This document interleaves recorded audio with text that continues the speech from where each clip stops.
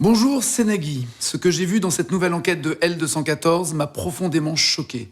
Les images ont été tournées dans l'élevage expérimental des Sourches, qui appartient à l'entreprise Sanders, filiale du groupe Avril. Dans ce centre, on teste la nourriture donnée aux animaux d'élevage. Le but, c'est de les rendre les plus productifs possibles, quelles qu'en soient les conséquences pour leur santé. Des vaches à hublot, des poulets tellement obèses qu'ils n'arrivent plus à se déplacer, des cochons, des veaux, des lapins malades et enfermés dans des cages minuscules.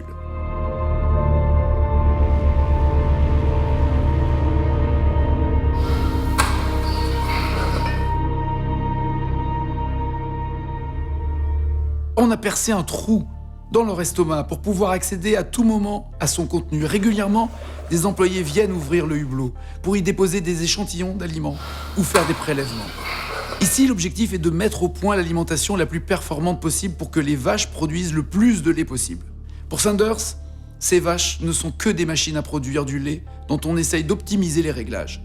Aujourd'hui, les vaches laitières produisent en moyenne 27 litres de lait par jour, 5 fois plus que les besoins naturels d'un veau.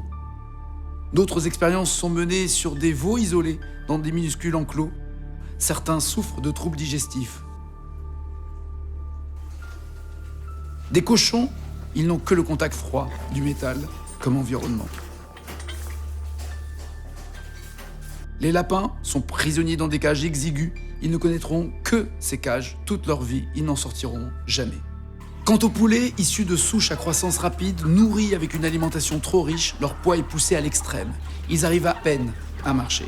Pour Sanders et pour l'élevage intensif qui est largement majoritaire en France, aujourd'hui les animaux ne sont que des machines à produire, une simple matière première à notre disposition. Il faut mettre un terme à cette course à la performance, qui se fait au détriment de la santé des animaux et de notre santé. Exigeons l'arrêt de ces expériences. Je compte sur vous pour signer la pétition. Merci.